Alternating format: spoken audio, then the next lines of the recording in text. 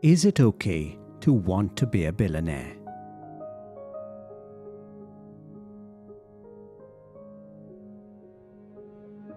Welcome to an original exploration of everyday moral dilemmas with philosopher Professor Clancy Martin and spiritual guide Daaji.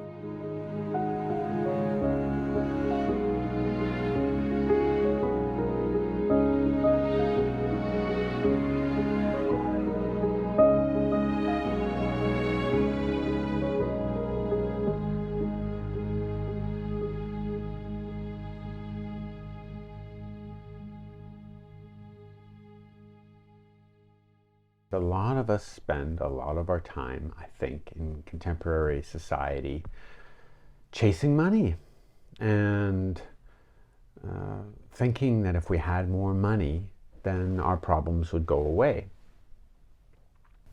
It's not a new question. It's as old, really, as human civilization itself, this question of the relationship between money and the good life. But it has become particularly pressing in our contemporary lives because there is this enormous disparity between the wealth of some of us, that is the billionaires among us, and the terrible poverty that we see still widespread throughout the world, although the people who measure such things tell us that over the course of the past few centuries there is, along with this rise of this terrible danger posed by environmental damage that we're doing to the planet, there has also been happily a decrease, for as long as we have statistics on these things, on overall world poverty, although it's still very much a part of the lives of far too many people, the struggles of poverty. Gandhi famously said that poverty is the worst form of evil, and it is an evil that is still very much present in our society today, as we all know. But let's think about this question: is it okay to be a billionaire, or how much money is enough? All right. Aristotle and Epicurus taught that there was a certain amount of property one needed in order to live a good life at all. Enough property in order to secure one's health. So you need a house, you need a place to live, a secure place to live. You need food. You need enough money to take care of the basic material demands of being the kind of natural thing that human beings are. Just enough to live a very simple life. And Epicurus thought, as many other thinkers have pointed out, any more money than that, and you're actually going to start creating troubles for yourself rather than making your life better, making your life more morally praiseworthy. And Epicurus didn't think that's because there's a finite amount of money or property to go around. It wasn't that he thought, well, only accumulate so much because others may need this property that otherwise you're keeping for yourself. He just thought that you only need that much property in order to live a life which allows you to have the very simple basic pleasures that are best for a human being, for a good human life. Pleasures of conversation, pleasures of the time to read, to think, to listen to music, to have friends. These, and enjoy a little good food. These things for Epicurus, that was as far as property should go. And after that, he thought securing the property, taking care of the property, growing the property, all these kinds of things are just going to actually make your life less pleasurable. And for Epicurus, that meant less good. You remember that Epicurus thought that pleasure and good were basically the same thing. Moral good were basically the same thing. Aristotle went a little further. Aristotle thought you might want to have a bit more money than that, because Aristotle thought that you ought to entertain. Aristotle thought that, there are certain kinds of pleasures you might want to cultivate that would take a little bit more money than what Epicurus believed. Aristotle thought you're going to want to give gifts, you're going to want to provide your children with a certain kind of education. Probably you're going to want to, run a household. All these kinds of things are going to take a little bit more money than the very simple life advocated by Epicurus. But Aristotle too thought that the guiding principle, as Epicurus argued, the guiding principle ought to be the principle of moderation. In the early stages of the lockdown, my family and I were in the foothills of the Himalayas. This is in March of 2020 when the pandemic was first spreading around the world, and there was this great lockdown in India. And my family and I, we were lucky, and to be sort of taken in. We found a landlord who would rent us this small apartment behind his shop.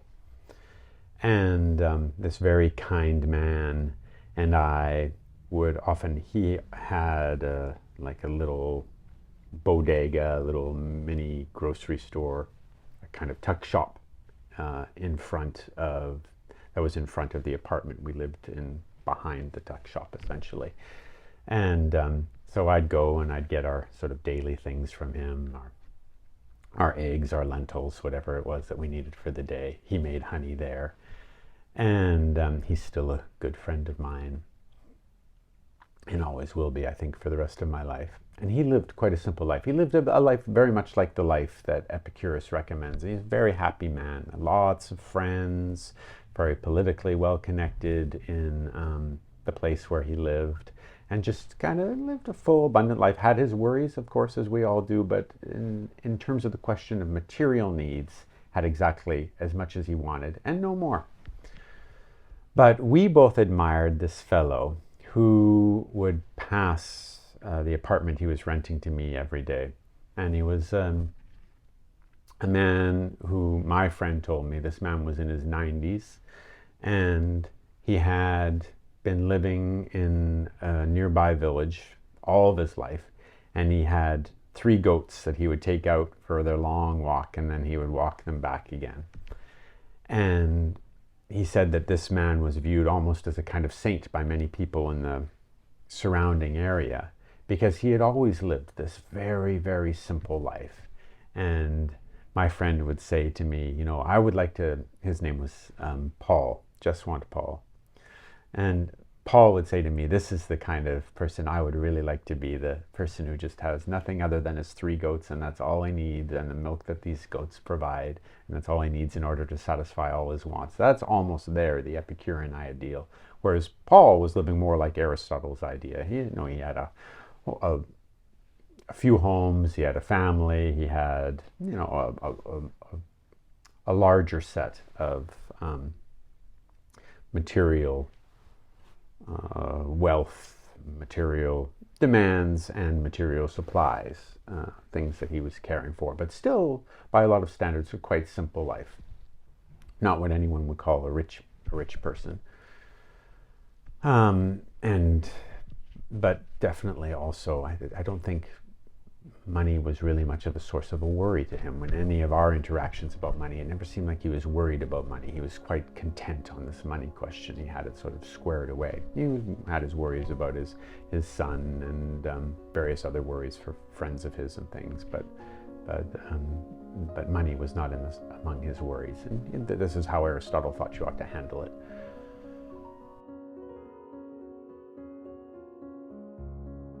The world has changed much since Aristotle and Epicurus walked on this planet. It's a different world today. With the changing world, we need to take a slightly different perspective, though soundly based on the ideal of right utilization of resources, which remains a universally moral principle. Right utilization of resources. In fact, to me, it's morality. Centuries ago, before money became a means of evaluating the worth of goods and services, there was the barter system. When we had this barter system, we exchanged wheat for spices, or spices for gold, or gold for clothes. The concept of money was not in vogue. Yet the fact remains that whether there be a barter system or the use of money as a tool for exchanging our needs, this must serve the purpose to procure what is required for us, to cater to our living needs, unless, of course, you are a parasite. By parasite, what I mean to say is that one who takes away something without giving back anything in return. Let's observe nature. A symbiotic relationship is prevalent everywhere.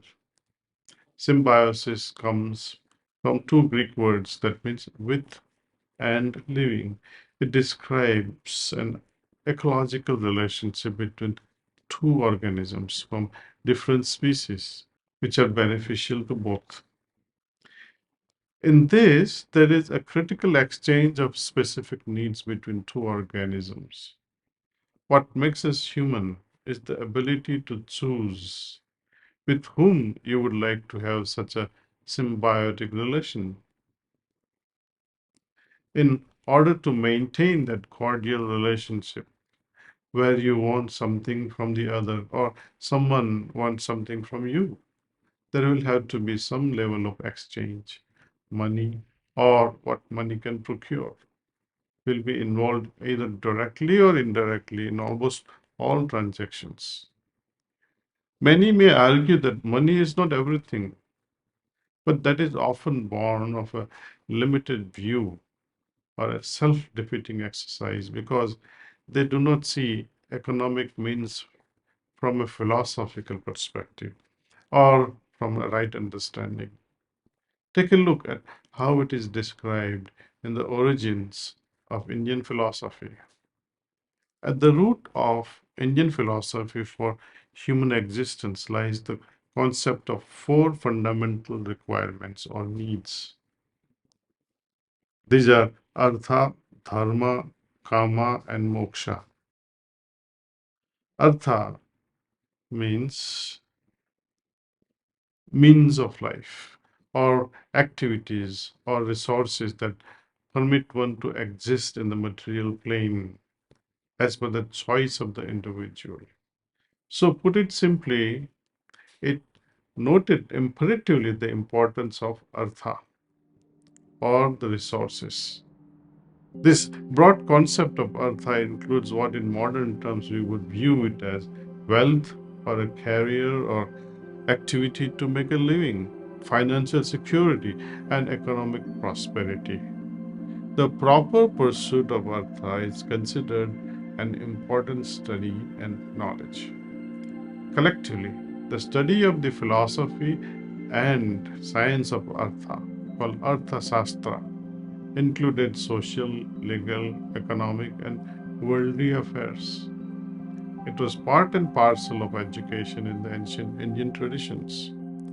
So, well, if money may not be able to buy everything, everyone is fully aware just how valuable it can prove to be. Ask poor parents who manages life in general for the family, and yet on rainy days like COVID pandemic when they begin to struggle to pay for remdesivir for their children or cannot afford to get an oxygen tank or are unable to find enough money to pay for education, what happens then? It's a different matter in countries like the United States or some countries within Europe, where a large part of education is sponsored by the governments. Imagine a kind of poverty where you run out of money to give a rightful cremation or a burial as a last rites to your dear ones. I recall how some people with whom I interacted a while ago in Denmark, they considered that money is such a bad thing. It's an evil. But is it? Money is power. It is the power holder who determines whether that power will play an evil or auspicious role in his dealings. With the developed nations, the problem is not that of money, but lack of interest on the part of individuals to flourish, plus the terrible unequal distribution of wealth inherent in capitalist society. Eastern traditions reflect several examples of the proper management of such power being attributed to some of the most advanced spiritual beings like King Janaka. One of the most spiritually advanced being in the history of India was a fabulously wealthy and powerful king. In fact, some of the most venerated great avatars or gods in the Indian philosophy were born as princes and were the rich and the mighty personalities. Based on these arguments, I would say too much money is not an evil in itself. I could never have been in a position to change this dry and arid land where this Kanha ashram is without the availability of large sum of money at the right time. With the right use of money, we are able to change the entire ecology of the area of almost 600 acres into a lush green and very peaceful place. Imagine I declare that I have nothing to do with money and I choose to remain poor. How will that help anyone? Should I aspire for misery because my friend is miserable just to give him company? If one has the ability to create enormous wealth, I suggest go ahead with Godspeed. Imagine if all good hearted individuals denounce making money, thinking that it is evil. Then the opportunity of making money will remain open to the wicked and terrorists. Now imagine world's wealth in the hands of such terrorists. Money, like power, finds its fame from its beholder. Money, like power, finds its fame from its beholder. Let us take the tragedy of Africa as a whole continent. Do you think it's a poor continent? To me, it is the richest continent, boasting resources like no other continent can boast. What is the problem there? Poor management. Politicians or dictators know how to bleed the resources for personal gain. In the process, they bleed their own people.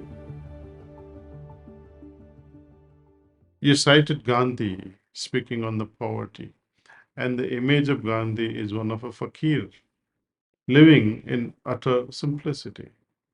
He may not have worked even for a week for salary, but we know that to finance the entire independence movement and to establish the Gandhi ashram in Ahmedabad, from where he led his revolution, how did he support the movement?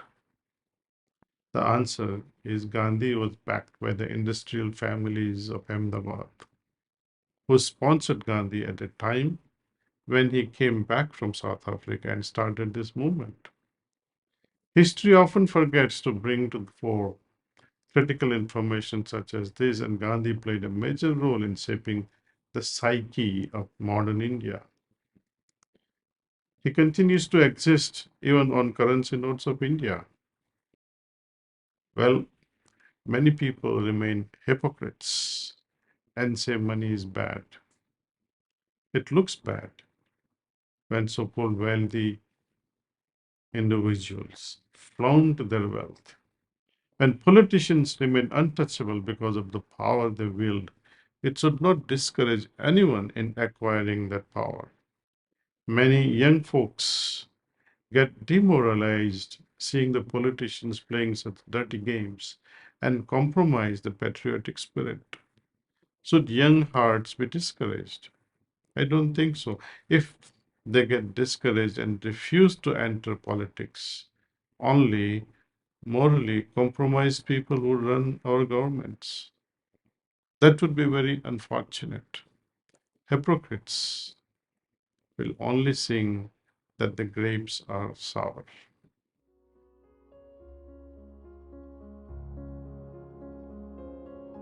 When we have more than we need, we have a profound, serious moral obligation to try to help those who do not have as much as they need. But this is a question, today's question is not about that so much as it is, well, no, wait, it is about that. Because when in the 19th and 20th century, people started considering this question, and a lot of them actually who considered this question were themselves millionaires. So Andrew Carnegie, for example, one of the great early American millionaires, thought deeply about this question of what does the exceptionally wealthy person owe to her or his society? Should one become such an exceptionally wealthy person? Now, for a thinker like Andrew Carnegie, or a thinker like thinker he relied on, the great Scottish philosopher and economist Adam Smith, it wasn't so much a question of whether one ought or ought not become very wealthy, as it was a question for Epicurus and Aristotle. Both Epicurus and Aristotle would tell you, no, you should not become wealthy. It will create problems for you. It will interfere with you leading a good life. For Andrew Carnegie, or for Adam Smith for that matter, it was perfectly acceptable, morally acceptable, to become wealthy. But in becoming wealthy, that brings with it moral responsibilities.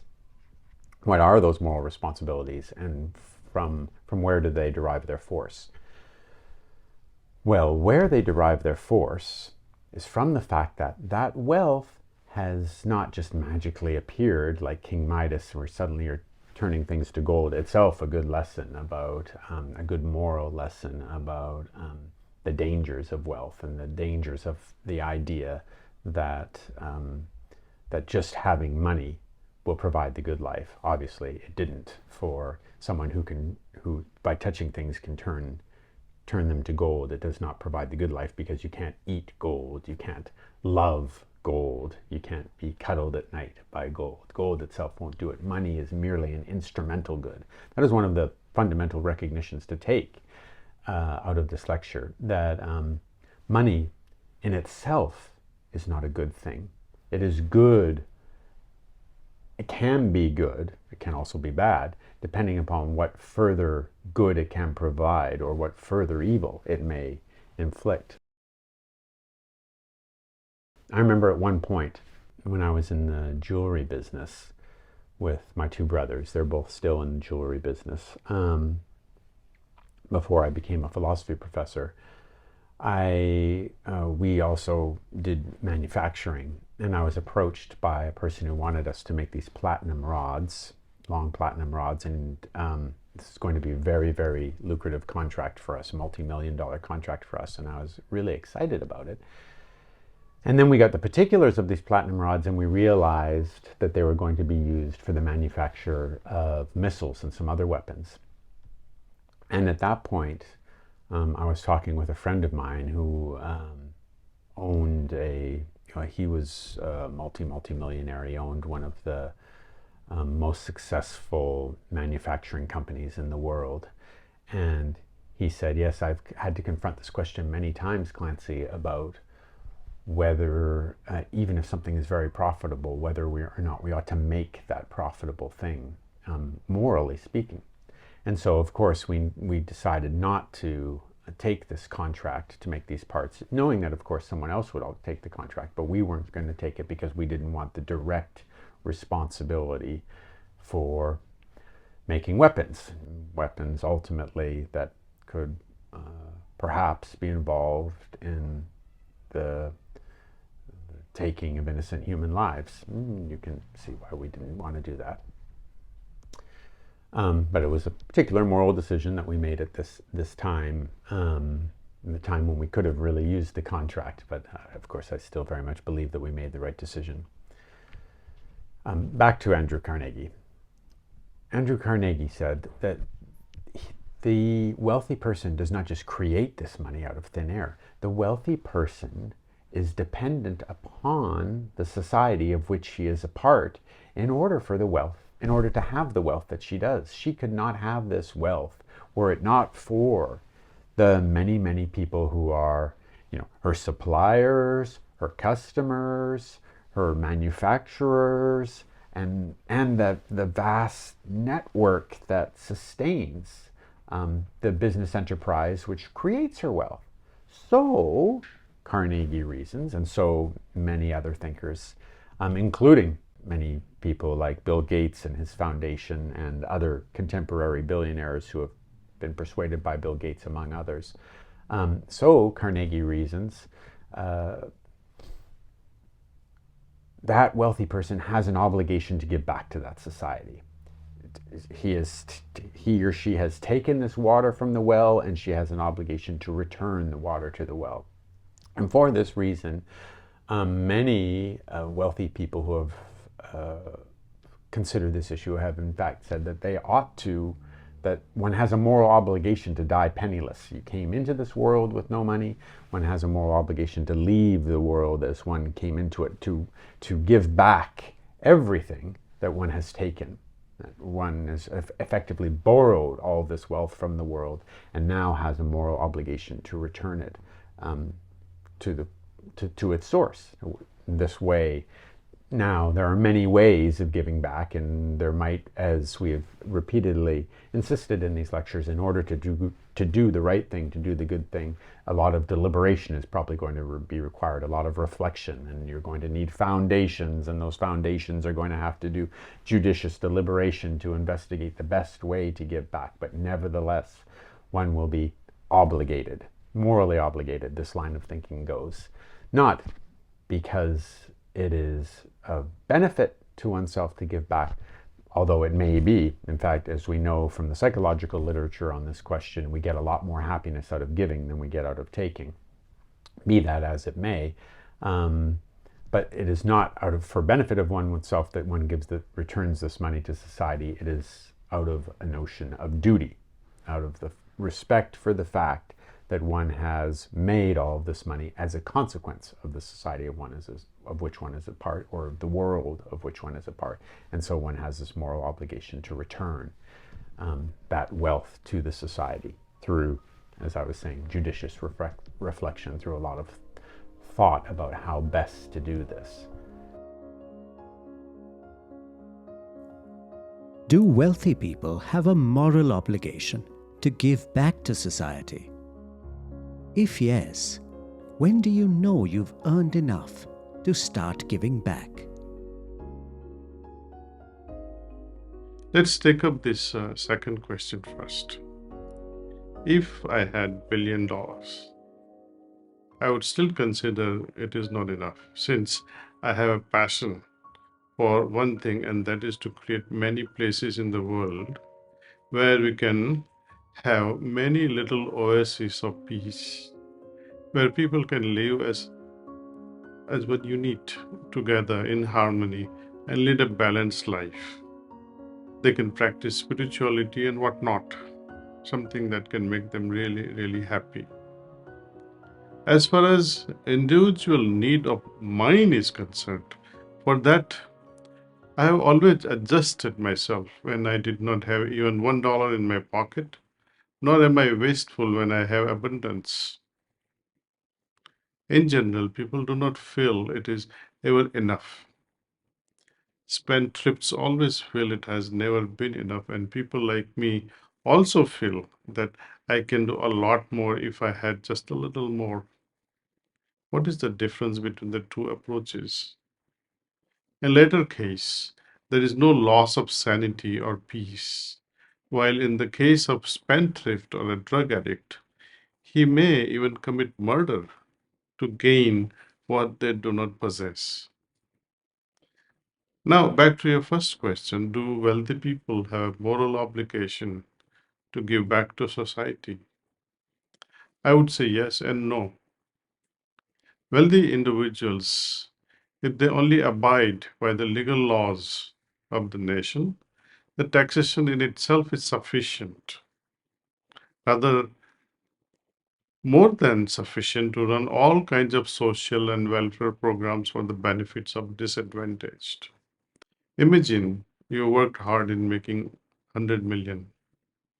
And now with Biden's tax proposal, if you are hit with 60% taxation, what you would have left left with you is 40 million, and you would end up giving 60 million to Uncle Sam.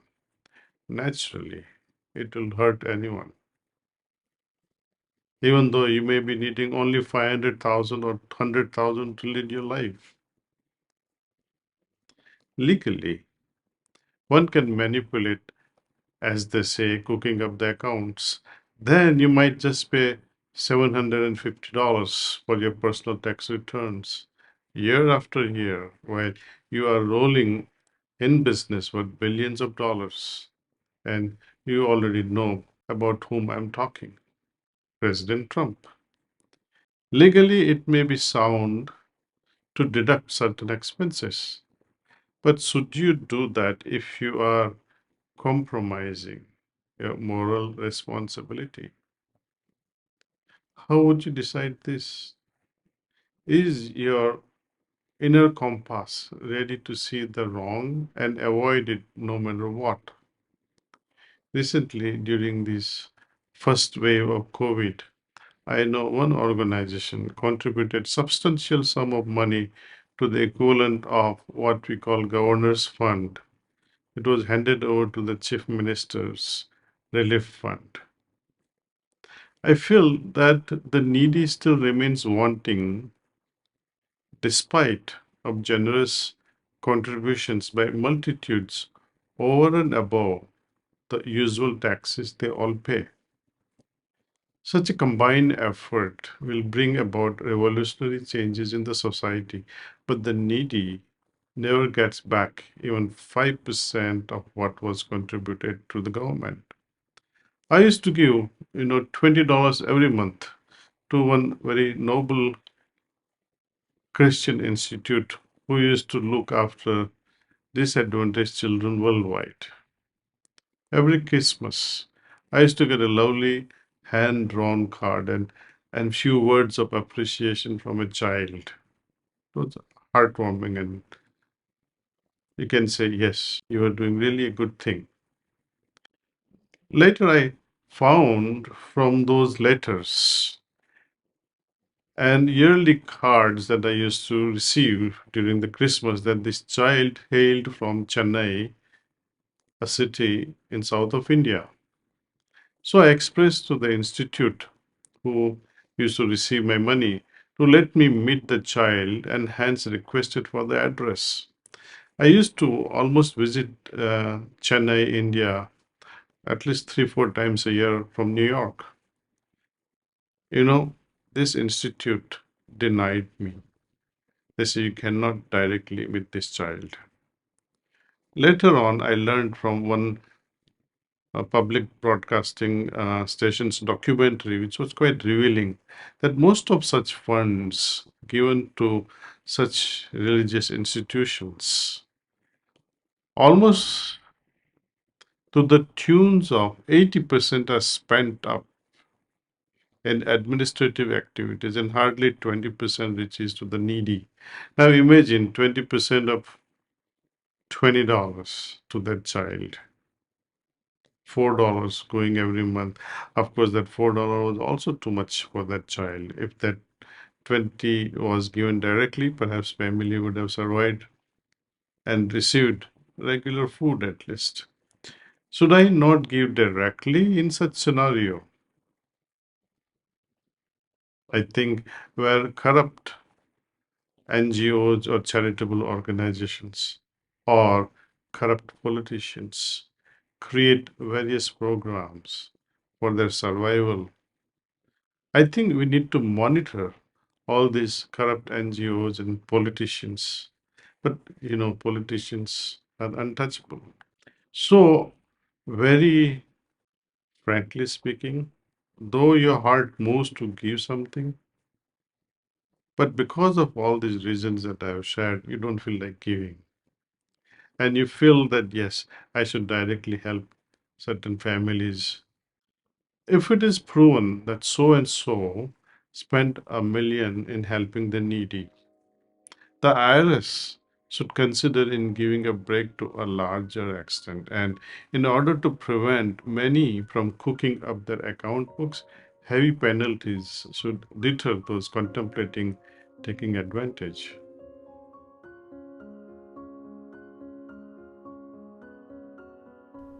There are certainly thinkers who will argue that one's view of the matter ought to be more narrow, that one ought to only think about money in the way in which it can sort of benefit oneself and one's friends. But those thinkers also have had a tendency to come to the conclusion, like Epicurus, that there is a finite amount of money that any one person can actually benefit from. And that further than that finite amount of money, the wealth isn't going to be benefiting you or your friends, and it can actually be quite harmful. And of course, we don't have to look very far into the literature on the wealthy to see the many ways in which wealth, when it is spent without discretion, without thought about the ways in which this is actually contributing to the moral well-being of the people who own that wealth, winds up having very destructive effects on the people around them, including family members, including friends, etc. What we learn from this lecture, and what we learn from many of the billionaires who are out there today, is that if you do want to become a billionaire, yes, this can be a perfectly legitimate goal, but in the goal of becoming a billionaire, the idea is not so you have as much money as possible for you, but the idea is that you have generated this great wealth so that you can help distribute that wealth, so that you can help give that wealth back in a way that will benefit all of the human beings around you who have helped you to create that wealth. Now, there is another line of thinking on this, which emerged very much in the 20th century, which is that we as societies, when very, very wealthy people emerge, we as a society should have the power to say if those persons are not, or whether or not they are willing to give the money back, we can demand that they return this money to us as a society. This is estate taxes, for example, that when a person dies, a vast majority of their wealth will return to the society of which it is a part. All different kinds of structures of taxation. And when we talk about, as we are talking about right now, taxes on the very wealthy, this is the idea that at a certain point, because any one person only needs so much wealth, and because that wealth has come from the society of which that person is a part, the society can say, no, we have many needs, and we need wealth in order to provide for those needs, so we are going to take that wealth away from you. Whether or not you want to philanthropically give it back, we're going to take it, and that is generally done in the form of taxation. And this argument was most famously made by the 20th century economist John Kenneth Galbraith, and he has been enormously influential. It was also made by a philosopher we've spoken about quite a bit in a previous lecture, John Rawls. John Rawls argued that when we're thinking about the distribution of property, we ought to think about the question of fairness. And when we're thinking about the question of fairness, we ought to think about advantages that people receive, and doing our best to level the playing field, and doing our best to minimize differences so as to maximize equality. And what is the principal way we are going to maximize equality in a society? The redistribution of property. His student, Robert Nozick, argued that this redistribution of property was fundamentally unjust. Why? Because we are entitled to the property that we gathered on our own.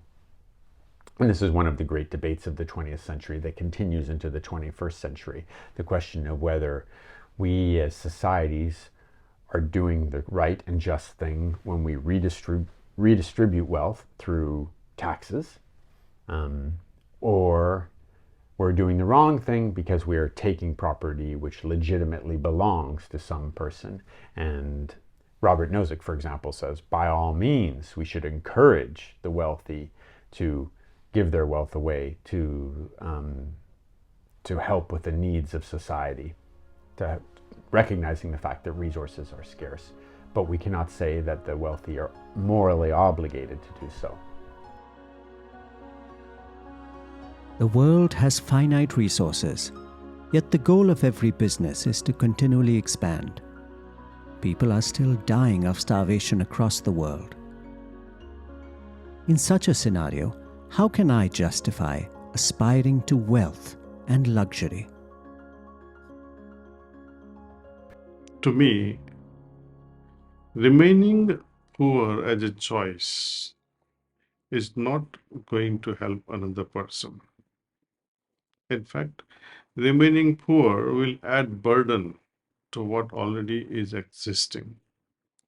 So, good-hearted people should not worry about such logical arguments that it is not proper to make money while others are suffering. Ideal would be all should make and share what their heart would allow. After all, when you squeeze an unripe orange, you will only have a bitter taste. In service to another human, to me, it is like serving the Lord. How can I offer such a bitter juice at the altar of my Lord? So, the willingness of the heart, given things with joy, embellishes that particular act. Give with respect, give with love, and never let the other person feel that they are needy and you are doing them a favor of some sort. Money, money, money. Who would not like? We all like it. Rather, we all love it. It is a means to fulfill our needs and much more, actually. What did Judas gain when he betrayed and sold the Lord Jesus for the legendary 30 pieces of silver?